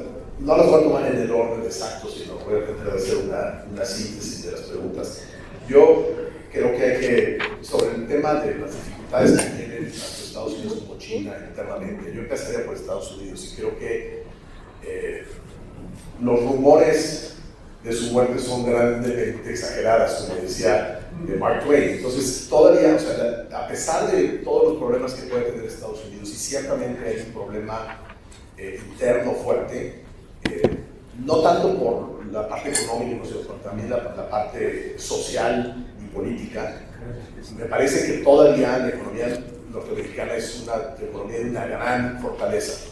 Y si logran sobrevivir a los años que le quedan a Trump, y se logra, por ejemplo, establecer un TEMEC con suficiente vigor, o sea, que no lo desmantelen completamente en la negociación, sino que se preserve el corazón del TEMEC, incluyendo el hecho de que sea más o menos tripartita, que parece ser que van muy fuerte sobre la opción de dividirlo y separarlo y crear dos tratados totalmente independientes o prácticamente independientes, uno de Estados Unidos y México y otro de Estados Unidos y Canadá, que creo que tanto Canadá como México quieren resistir esa opción. Si se logra eso, la economía estadounidense tiene mucho con qué competir, incluso con China. Una base industrial muy fuerte, sobre todo si cuentas a los 3 países. Las capacidades que tiene México de crecer hacia el futuro, si arreglamos nuestra política interna. Los grandes recursos minerales que tienen los 3 países, pero especialmente Canadá, pero Estados Unidos también tiene muchos recursos minerales, y sobre todo la enorme pujanza de la innovación estadounidense, que también ahorita está amenazada por Trump, porque lo que ha hecho en términos de reducción de los presupuestos y los chantajes a las universidades, pues está ya teniendo un efecto en la innovación, pero muchas veces no son tendencias a largo plazo. Entonces, si Trump acaba, y yo creo que sí va a acabar este periodo de ascendencia de MAGA, yo creo que Estados Unidos tiene todavía mucho que hacer en el mundo y no vamos a verlo siendo atacado completamente por China. Yo creo que todavía hay muchos años. Entonces, el anclarse a ese tren no necesariamente es una mala opción. Ahora, ¿qué puede hacer China? China también tiene problemas. O sea, China está teniendo sus niveles de crecimiento más bajos prácticamente desde la apertura y la transformación que hizo Deng Xiaoping a finales de los años 70, incluso de los años 80. O sea, nunca habíamos visto una China que creciera tan poco. Ahora, cuando ves la tasa de crecimiento en China, bueno, ya la quisiéramos México, pero es muy baja comparado a lo que ha tenido en el pasado, ¿no? Y tienen problemas serios también. Tienen problemas de gobernanza, tienen problemas de qué hacer con su clase media, tienen una crisis inmobiliaria muy fuerte y una deuda de las regiones, de las empresas, muy fuerte también. Entonces, China tampoco es una gran potencia económica, va a tener tiene una proyección internacional muy fuerte, pero tampoco está ausente de problemas serios que van a tener que enfrentar. Y creo que la iniciativa de la Ruta de la Seda, o sea, también fue una apuesta geopolítica, pero económicamente no ha funcionado muy bien. Entonces, hay los costos, en los últimos años ya el gobierno chino ya no ha querido meterle mucho más dinero. Entonces, yo creo que hay limitaciones. Yo lo voy a dejar para que los demás contesten las otras preguntas. Muchas gracias, Héctor. Pasamos con Jorge Castro. Son los 2 comentarios o 3 sobre el tema de China, Estados Unidos y alternativas para México. Sí, yo no creo que sea un asunto de glorificar. Depende para quién. Yo veo muy inteligente y muy audaz la manera en que Modi ha reaccionado ante las agresiones de Trump, las agresiones retóricas a propósito de la guerra, la escaramuza con Pakistán y las agresiones comerciales en materia del arancel de 50% por comprarle petróleo a Rusia. Es Modi, es decir, con 1.400 millones de habitantes del otro lado del mundo, etcétera, etcétera. México no tiene esas posibilidades. Ahora, se puede buscar alternativas, pero un brevísimo recuento desde Carranza hasta Claudia Sheinbaum, son 100 años, ningún presidente mexicano, desde Carranza y el telegrama Zimmerman, ninguno ha coqueteado con un enemigo de Estados Unidos, ninguno, nada, una especie de sabiduría intuitiva de gente que no tenían por qué saber absolutamente nada de nada, y sin embargo, siempre, hombre, hubo las tonterías con Cuba, pero yo estoy hablando de enemigos serios de Estados Unidos, no de juego, pues.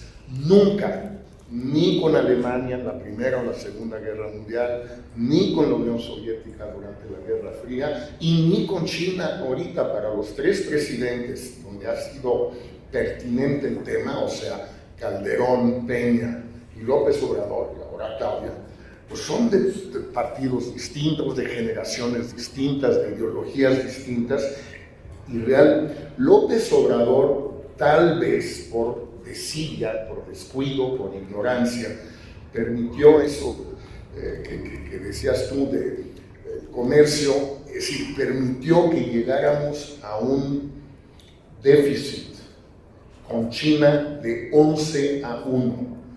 No he visto dos países en el mundo que tengan un desequilibrio tal en su comercio internacional. 11-1 es una barbaridad. ¿Lo hizo López Obrador conscientemente? Honestamente lo dudo. Creo que así fueron las cosas, no se dieron cuenta. Y de repente, pues en los últimos 5 años, los chinos en efecto se metieron hasta la cocina. Y ahora hay que sacarlos de la cocina, cosa que están tratando de hacer desde el gobierno. Primero, pues con tal vez tonterías con el calzado. Y ya muy pronto, cosa de días, con los coches que van a parar. De una manera o de otra, yo creo que se va a acabar la importación de coches chinos o con un arancel tan elevado que ya no sean costeables.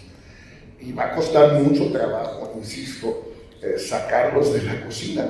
El déficit mexicano con China el primer semestre de este año es superior al del año pasado.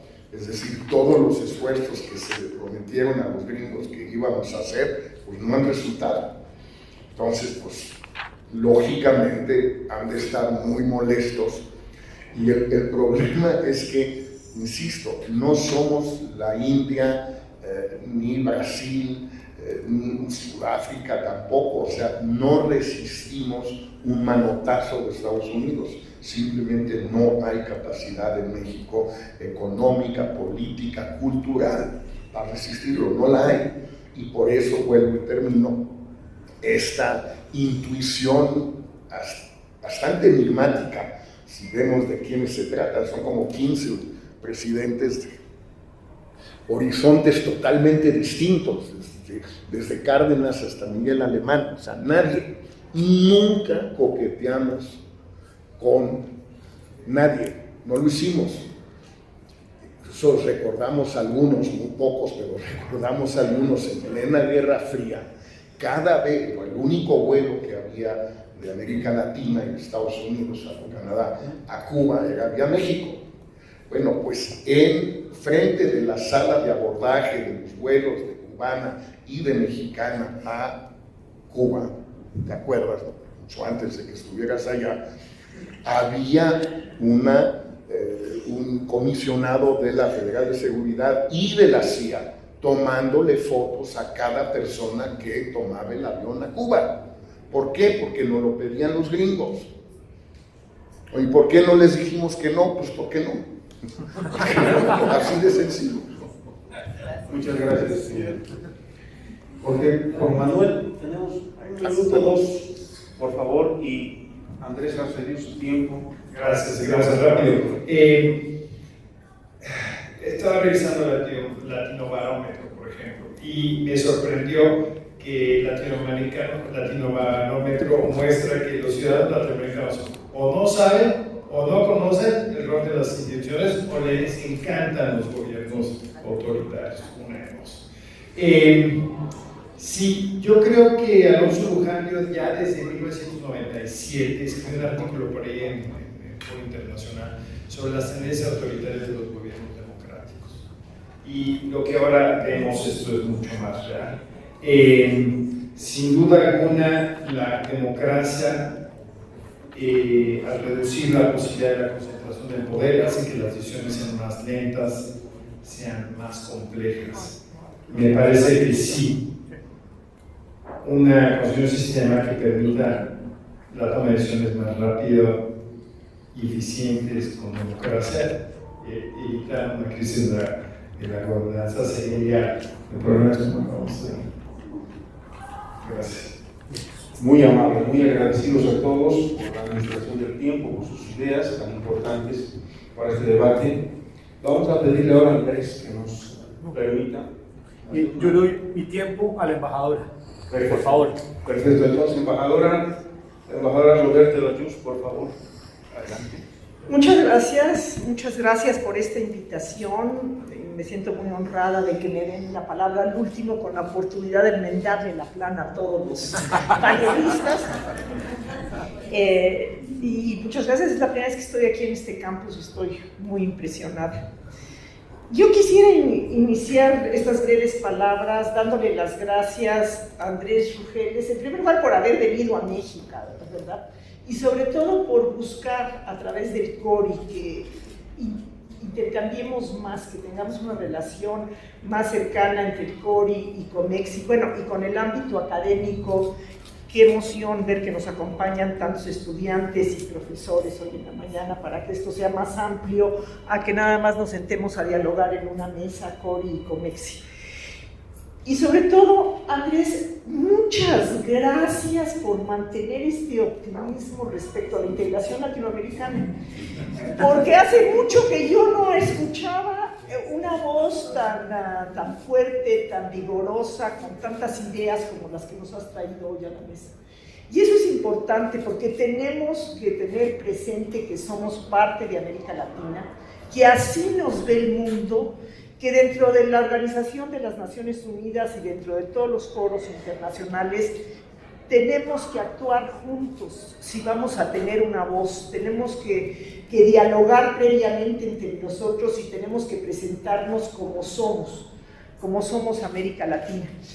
Sin embargo, creo que se ha dicho hoy en esta mesa, y a lo mejor no queremos decepcionarte, pero estamos muy preocupados aquí en México, porque el actual gobierno y el anterior, aparte de que se olvidaron en general de que existe la política exterior y que existe la presencia de México en el mundo y que es importante estar en los foros y que es importante cultivar las relaciones y que hay que tener buenos embajadores para que eso funcione.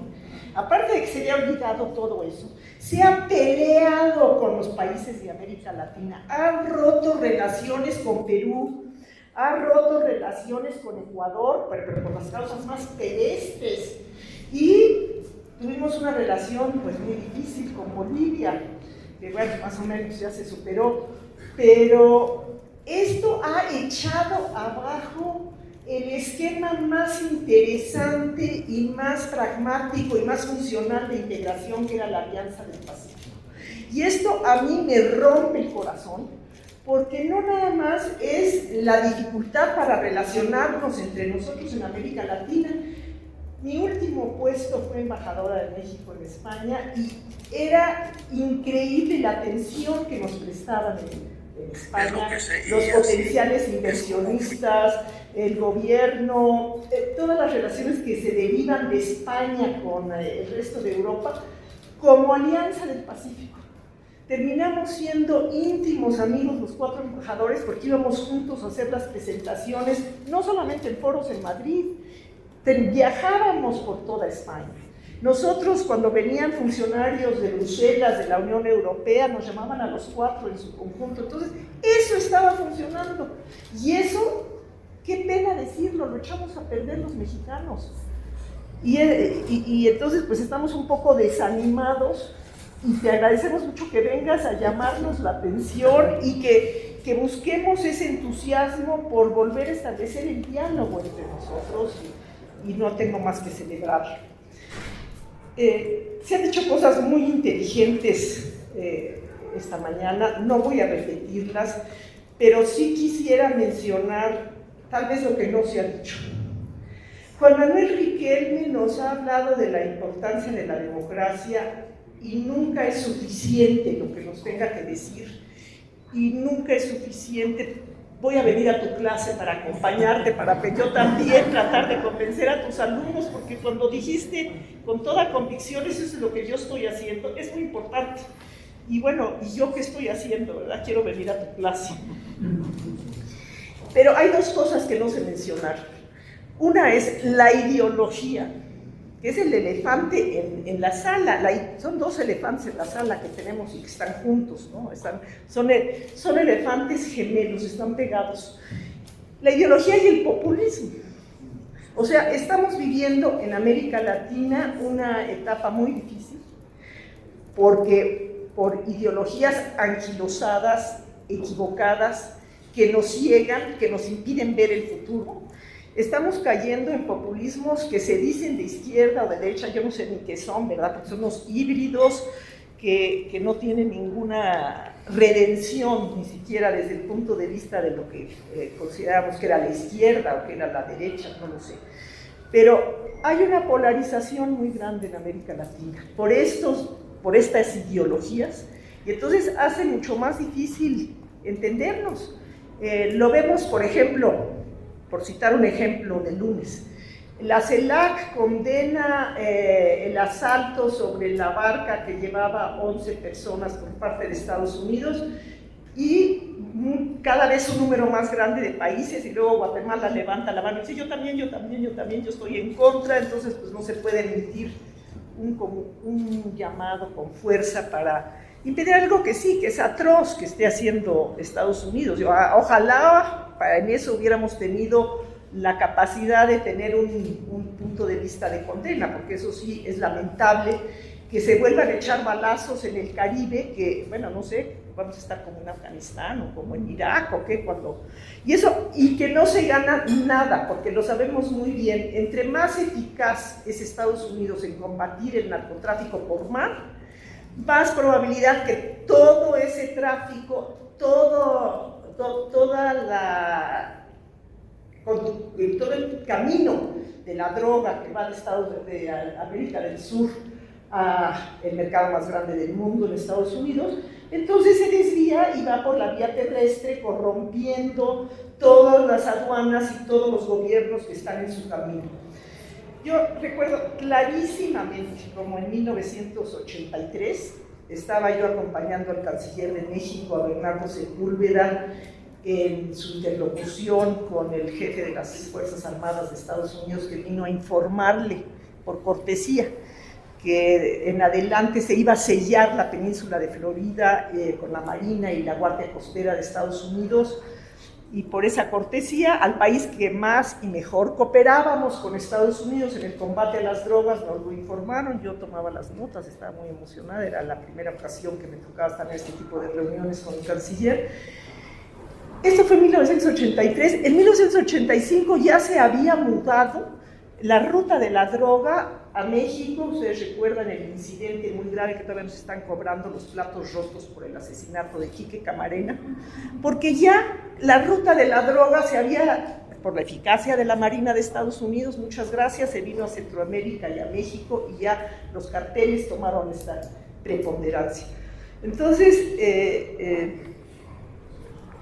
ni siquiera eso somos capaces de condenar, una acción ilegal desde el punto de vista del derecho internacional en nuestras aguas, en nuestro entorno, porque tenemos esta polarización y tenemos esta división ideológica y estos gobiernos populistas que toman partido de un lado y del otro. Para cerrar, creo que hubo una coincidencia muy grande en los puntos de vista de Héctor Cárdenas y de Jorge Castañeda. Jorge, como siempre, con mucho mayor énfasis y mucho mayor enjundia. Y yo, desgraciadamente, que creía que tenía la oportunidad de contradecir a quien fue mi jefe, que nunca tuve la oportunidad de hacerlo mientras fue mi jefe, y yo dije, ahora me toca, y no puedo echarme de encima, porque desgraciadamente coincido con ustedes dos en que sí, América Latina está dividida básicamente en dos grupos, y que en América del Norte y en América Central es muy difícil oponerse a Estados Unidos. Yo sé que esto es muy difícil de escuchar para los estudiantes, y que entonces me dicen, bueno, pero ¿por qué no se glorifica a Estados Unidos? ¿Por qué no se busca la manera? Bueno, porque hay una cosa terrible que se llama la realidad, y que esa no se puede alterar por voluntarismos. Digo, ni siquiera Luis Echeverría, ni siquiera, que era un voluntarista absoluto y que inventó que México se iba a relacionar con el tercer mundo y que iba a tener una política exterior distinta y hacía giras de un jalón por 14 países, pudo alterar esa terrible cosa que se llama la realidad. Ahora, esto no quiere decir, y este es un mensaje para los estudiantes, que no debamos de hacer nada, porque bueno, pues ya no hay nada que hacer, aquí nos tocó vivir, ni modo, aquí está el vecino. sí hay que hacer, y esa es la lección que hay que tomar, y ese es el gravísimo error que está cometiendo este gobierno como lo cometió el anterior. Dejar de tener una política exterior, dejar de tener personalidad propia, dejar de tener iniciativas, dejar de acercarnos a los países, ¿para qué? Pues por lo menos para tener un peso específico frente a ese monstruo de vecino que tenemos, ¿verdad? Es muy difícil dormir junto al elefante, y la mejor manera que se puede gravitar inteligentemente alrededor de la bestia es teniendo una personalidad propia que se está desdibujando, porque a todo decimos que sí, a todo ya al rato vamos a estar como Guatemala, ¿verdad? Vamos a estar aplaudiendo cuando nos anuncian cosas terribles, porque ahorita parece que la única idea que tenemos es que no hay que molestar a Estados Unidos, no hay que estar de acuerdo con eso, y eso es un error gravísimo. Entonces, yo así como Juan Manuel Riquelme trata de comunicar a sus estudiantes que es importante la democracia, yo lo único que quiero decir es importante la política exterior, y hay que hacer política exterior. Obviamente el país se tiene que fortalecer internamente para poder hacerla, pero tiene los instrumentos para hacerla, tiene la tradición, tiene el personal del servicio exterior maltratado y dejado, pero lo tiene y lo puede recuperar, y podemos hacer una política exterior para acercarnos a América Latina, para dialogar más y para tener una presencia en el mundo más allá de nuestra relación con Estados Unidos. Muchas gracias.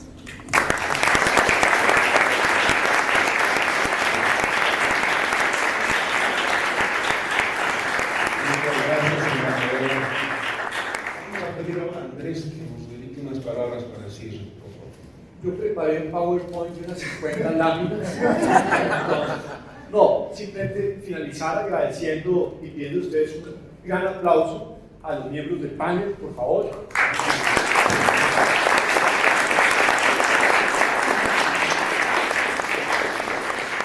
Y otro aplauso, agradecimiento a Pablo de la Peña del TEC de Monterrey, a Indira Sánchez, a Alejandra Black de Comexi y a Benamar de la Cruz de CAF, por favor, que estuvieron detrás de todos los detalles de la organización.